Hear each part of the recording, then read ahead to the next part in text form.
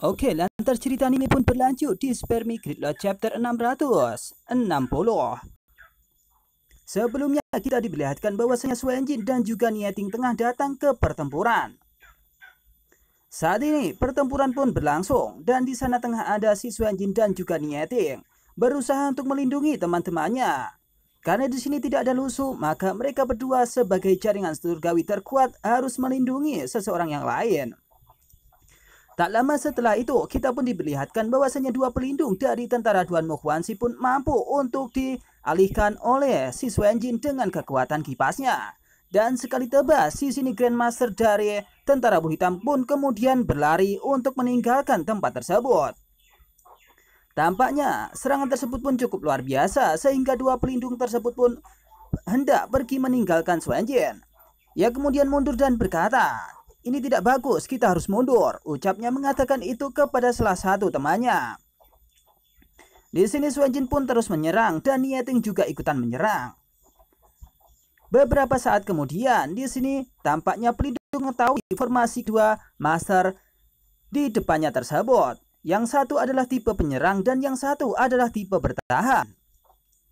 Ketika Niating saat ini bertempur dengan kekuatan pedangnya dan Swenjin kemudian membelanya atau melindunginya.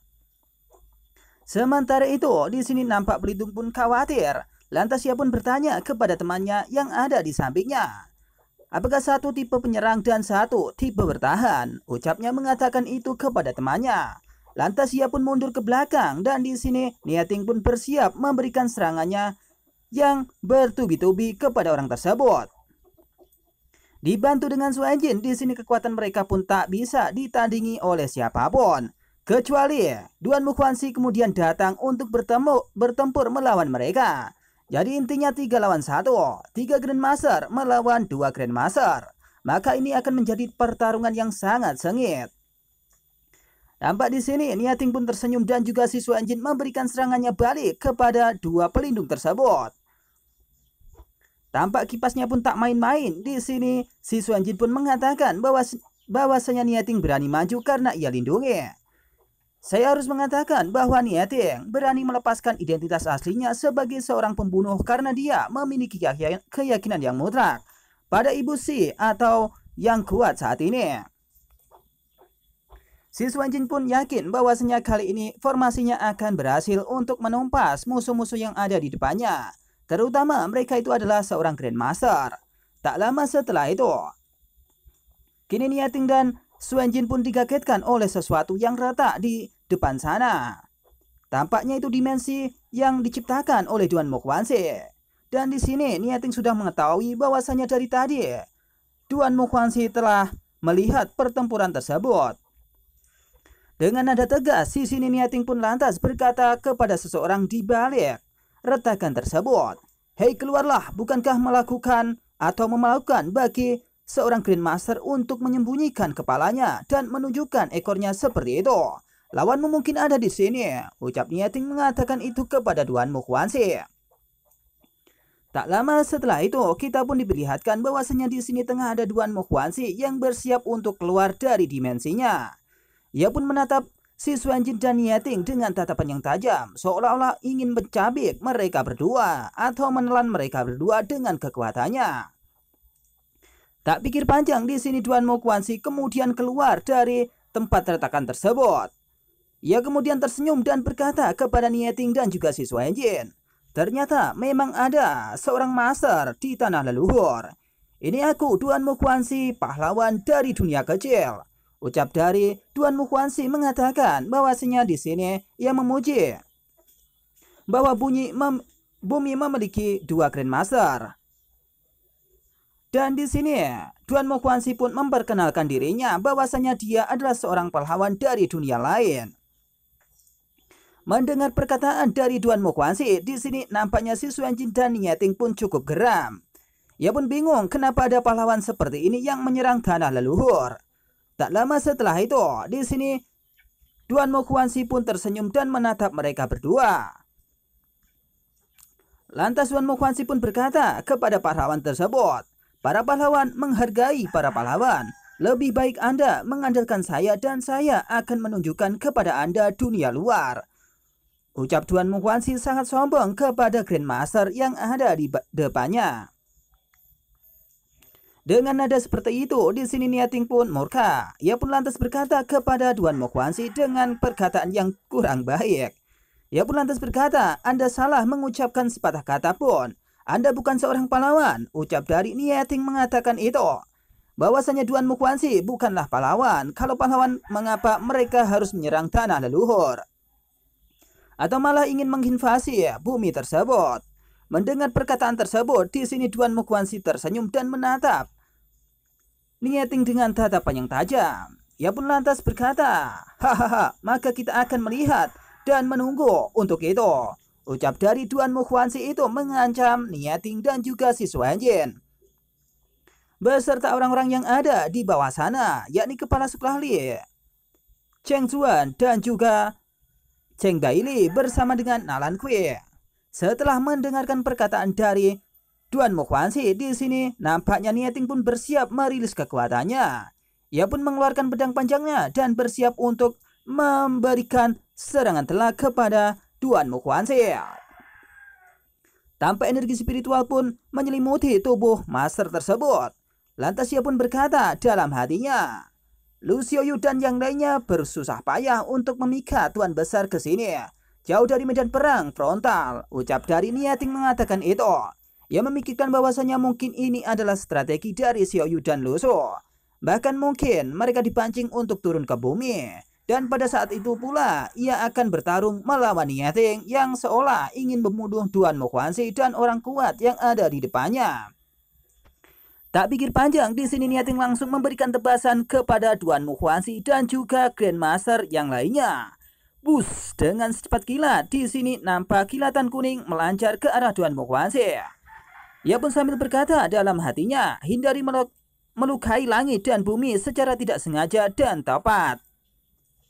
Karena di sini dia adalah seorang Grandmaster, maka serangan ini adalah serangan yang mematikan. Bahkan bumi bisa saja retak jika harus terkena tebasan milik dari Niating tersebut. Seketika itu tebasan itu pun menjalar ke arah Tuan Mukhwansi dan dua Grandmaster. Mereka pun nampaknya panik dan kemudian memberikan formasi yang lain. Dengan seketika mereka pun berubah arah dan kemudian memberikan serangannya kepada Niating. Tampaknya mereka pun tak pikir panjang. Lantas mereka pun membuat formasi untuk melindungi tuannya tersebut. "Tuan, berhati-hatilah," ucap dari salah satu Grandmaster milik Tuan Mukhwansi tersebut. Di sini nampaknya Grandmaster dari Tuan Mukhwansi pun merilis tameng untuk menahan kekuatan dari Niating yang cukup luar biasa. Bahkan tameng yang dibuat pun mampu retak terkena tebasan milik Niating. Tampak di sini Tuan Mukhwansi pun santai-santai. Mungkin dirasa dua Grandmasternya cukup untuk melawan Niating. Tak lama setelah itu, Tuan Si pun berpikir bahwasanya ini adalah sesuatu yang menarik jika harus melawan seorang Grandmaster yang kuat. Dengan sekali tebas saja, bahkan perisai tersebut mampu dihancurkan oleh Niating. Tak pikir panjang di sini, lantas kemudian Tuan Mukhwansi ingin merilis sesuatu kepada mereka semua dan memberikan serangan balik kepada Niating dan juga si Suanjin. Tak lama setelah itu, di sini Tuan Mukhwansi pun berkata, "Itu adalah tebasan yang menarik," ucapnya. Ia pun lantas merilis sesuatu. Tiba-tiba langit pun berubah menjadi hitam dan awan gelap menutupi area tersebut. Tampak di sini Tuan Mukhwansi pun murka dengan Niating yang kekuatannya cukuplah hebat. Tak lama setelah itu, awan gelap pun menyelimuti di atas sana dan terlihat pancaran energi serta petir yang menyambar-nyambar. Pada saat itu pula Niating pun bersiap untuk menghadapi kekuatan dari Tuan Mukhwansi. Ia pun menatap dengan sangat tajam kekuatan tersebut. Ia pun cukup ragu jika harus menghadapi seorang Grandmaster yang kuatnya seperti itu. Tak lama setelah itu, angin pun berhembus dan Tuan Mukhwansi pun melancarkan serangannya kepada Niating. Tampak dari atas awan turun seekor ular raksasa yang ukurannya cukup besar. Tiba-tiba ular itu pun langsung hendak ingin menuju ke arah Niating dan memberikan serangannya. Sambil membuka mulutnya, di sini ular piton besar itu pun kemudian turun dari atas langit. Menyadari bahwasanya itu adalah serangan yang besar, di sini Niating pun nampaknya panik. Jikalau serangan itu berhasil untuk masuk ke tubuh Niating tersebut. Tak berserang lama, di sini ular piton tersebut pun sudah mampu untuk mencagau dari Niating. Pada saat itu pula Niating pun panik. Bagaimana bisa Duan Mukuansi pun mampu untuk mengeluarkan ular piton yang sebesar ini? Ia pun berusaha untuk menghindar, tapi di sini nampaknya semua orang pun panik. Jikalau Niating berhasil dihajar oleh ular besar piton milik Duan Mukuansi. Tampak Cheng Zuan dan Kepala Suklah Li pun panik jikalau kekuatan itu memang cukup besar dan berbahaya bagi Kepala Sekolah Nie. Nafas ini mungkin ini cukup berbahaya, ucap mereka berdua mengatakan itu secara bersama-sama. Tapi nampaknya di sini Master Seng Sangji yang ini adalah si Xuan Jin pun tenang-tenang saja, menganggap bahwasanya itu adalah serangan yang kecil dan bisa mampu diatasi olehnya. Karena formasi di sini Niating penyerang dan juga si Xuan Jin bertahan, ia pun lantas merilis sesuatu di tangannya. Dia pun lantas berkata kepada semua orang, bikin santai saja. Ucapnya lantas merilis kekuatannya. Tiba-tiba ada bola yang kemudian menyala begitu terang. Seakan bola itu untuk menyerang ular piton besar raksasa tersebut. Tak lama setelah itu,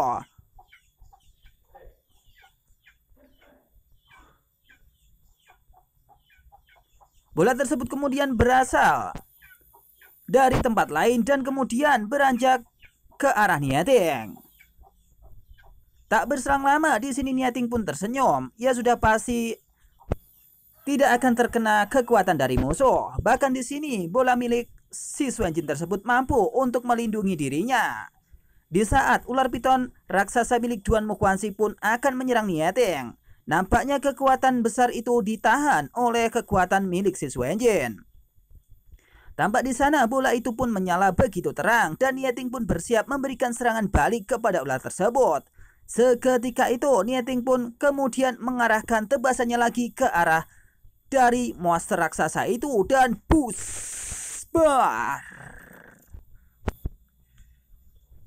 Lantas kemudian Xin diperlihatkan di tempat lain, yakni tentara bulu hitam yang kemudian berhasil masuk ke area dari banjir perunggu. Tampak di sini tentara bulu hitam peringkat kedua pun ingin menyerang dan memanjat tebing atau benteng milik banjir perunggu tersebut.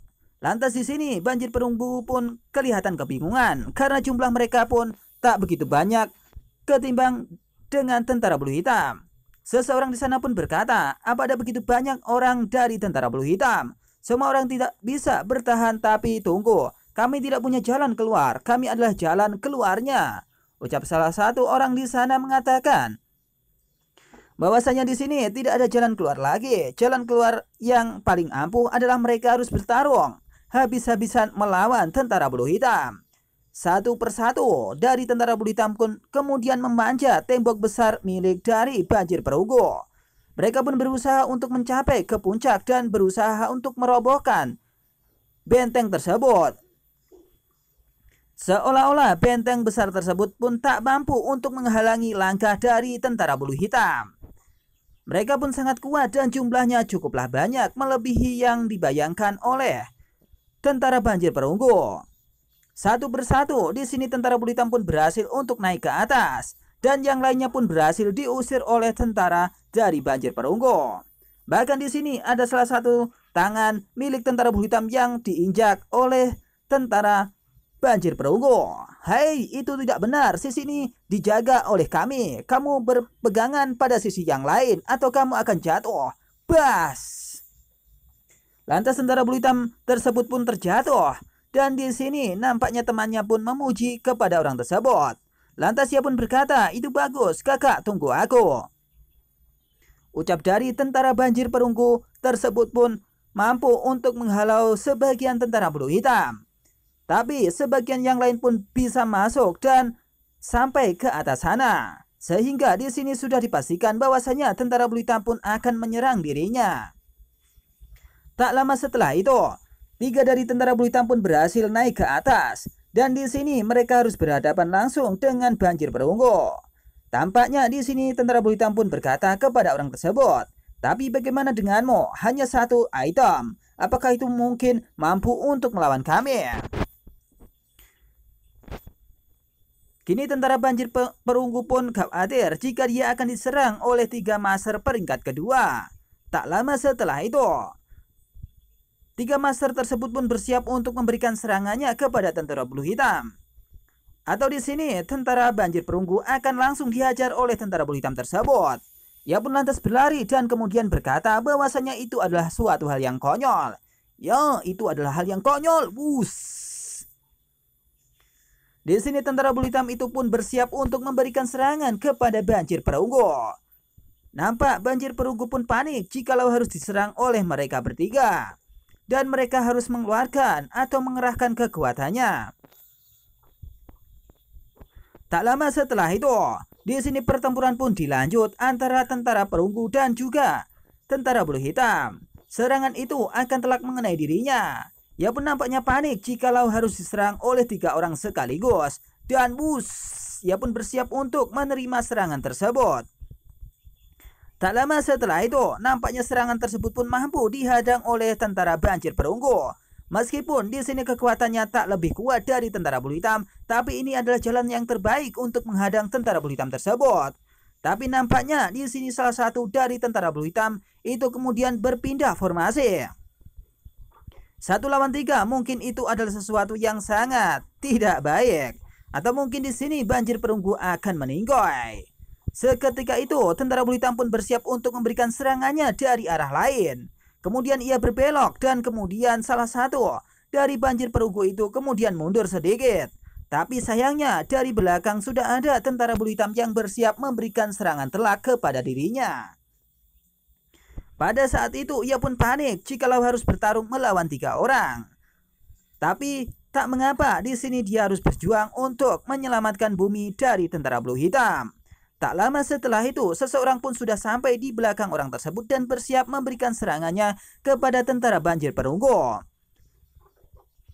Tentara banjir perunggu kemudian nampaknya menoleh dan dia berkata dalam hati, "Wah, ini tidak bagus." Ups, ya tiba-tiba tentara bulu hitam pun sudah ada di belakangnya dan memberikan serangan telak kepada helm miliknya. Bam!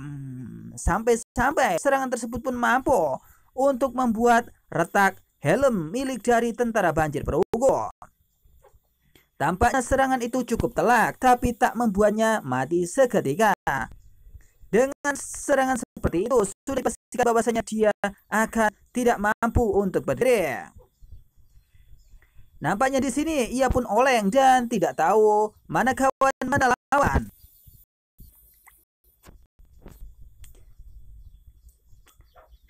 Tak lama setelah itu, di sini nampaknya mereka pun mundur.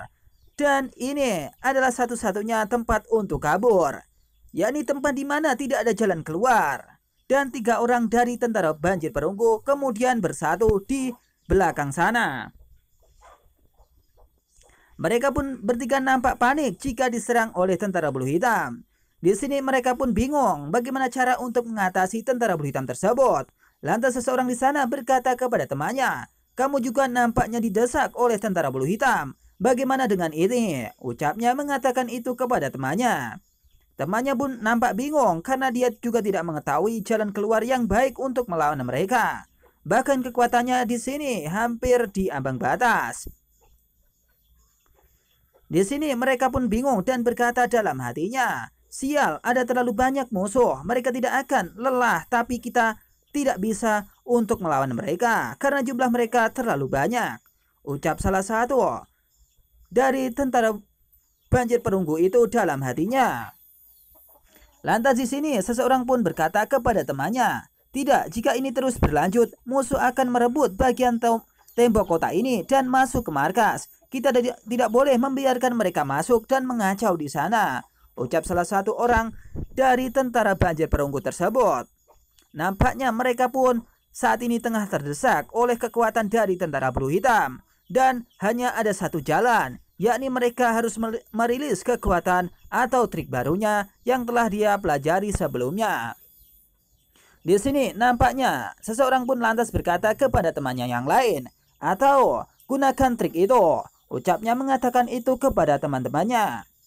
Lantas teman-temannya pun mengerti bahwasanya trik itu harus dikeluarkan jika melawan tentara bulu hitam yang kuatnya seperti itu. Tak lama setelah itu, teman-temannya pun menyetujui bahwasanya mereka harus mengeluarkan trik itu dan berusaha untuk membuat mundur tentara bulu hitam. Oke, dimengerti, kami akan menggunakan trik itu. Tak lama setelah itu, darah pun bercucuran dari muka salah satu tentara banjir perunggu, dan pada saat itu pula di sini nampaknya energi spiritual pun mampu untuk menyelimuti tubuh dari tentara banjir perunggu tersebut, seolah-olah ada trik lain yang dikeluarkan oleh 3 orang tersebut. Nampaknya mereka pun berubah menjadi cukup kuat. Tak lama setelah itu mereka pun tersenyum dan bersiap untuk memberikan serangannya lagi kepada tentara bulu hitam. Meski kekuatannya di sini pada ambang batasnya, maka mereka tidak akan pernah menyerah untuk menyelamatkan bumi ini. Mereka pun kemudian merilis kekuatannya dan mengaliri pedangnya dengan energi spiritual, berusaha untuk menyerang balik tentara bulu hitam yang berhasil masuk ke area tersebut. Tak lama setelah itu, di sini mereka pun tersenyum dan bersiap untuk menyerang tentara bulu hitam. Biarkan darahnya terbakar, ucap dari salah satu tentara banjir perunggu tersebut. Tak lama setelah itu mereka pun bersiap memberikan serangan kepada tentara bulu hitam. Mereka pun kemudian maju dan bersiap, ayo bunuh mereka. Seketika itu para banjir perunggu kemudian meloncat dan bersiap memberikan serangannya. Tampaknya ini adalah serangan yang serius dan trik yang dikeluarkan tak main-main. Mereka kemudian melesat ke arah tentara bulu hitam yang menyerangnya. Tak berpikir lama, di sini mereka pun memberikan tebasannya kepada tentara bulu hitam tersebut. Dengan tebasan itu, maka sudah dipastikan tentara bulu hitam itu akan panik.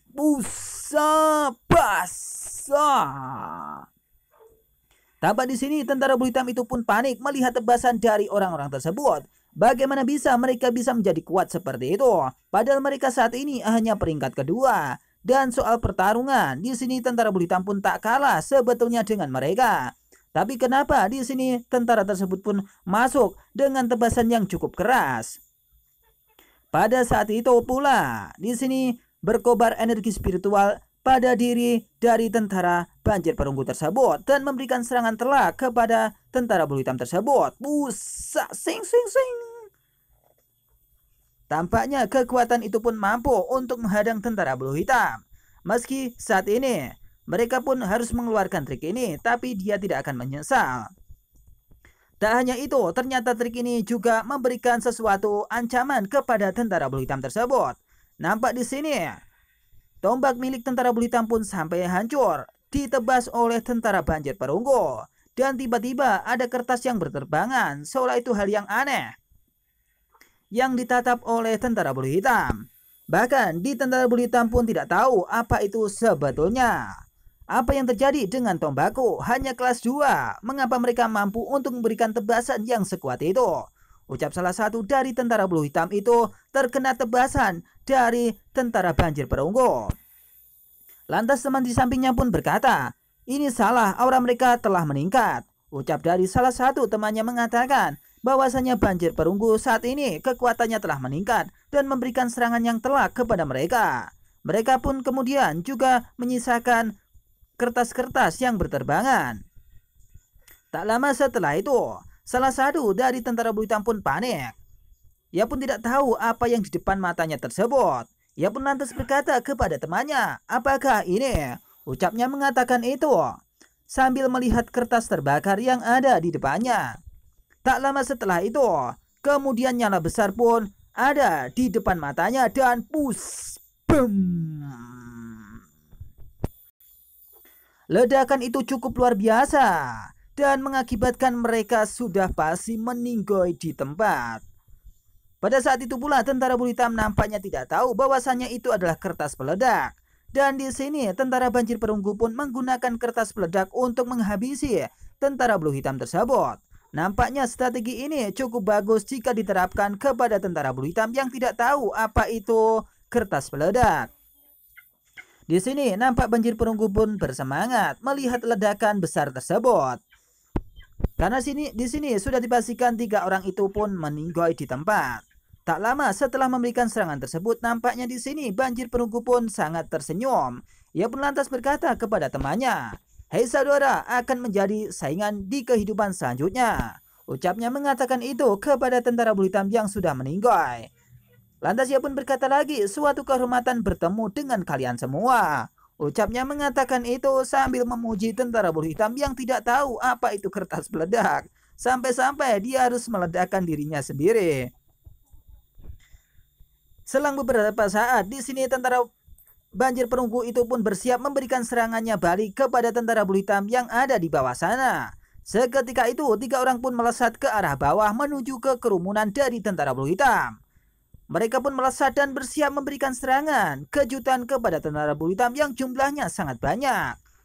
Seketika itu ia pun terjun bebas padahal dia belum peringkat pertama. Dan saat itu pula juga dia belum bisa untuk terbang seperti Cheng Zuan dan juga Zhang Bailey. Tapi di sini tekadnya cukup luar biasa untuk melindungi teman-temannya dan juga melindungi bumi. Tak lama setelah itu, di sini nampaknya seseorang pun kemudian memberikan serangan telak kepada tentara Blue Hitam yang ada di bawah. Mereka pun kemudian menyebarkan kertas peledaknya dan ledakan besar pun terjadi di sana. Sampai-sampai di sini tentara Blue Hitam pun pada panik dan kaget. Apa yang kemudian menyebabkan hal itu terjadi? Dengan ledakan tersebut sudah dipastikan bahwasanya tentara Blue Hitam yang lain berhasil untuk ditangani oleh tentara banjir perunggu. Nampak nyala api pun menyala-nyala dan berkobar terang di depan benteng tersebut.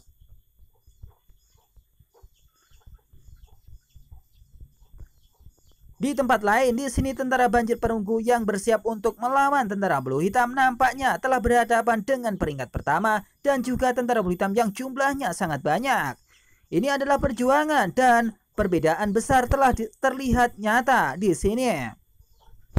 Karena jumlah tentara Blue Hitam pun sangat banyak di sini, tentara banjir perunggu pun kebingungan karena jumlah mereka pun tak sebanding. Mereka pun harus mengeluarkan kekuatan besarnya.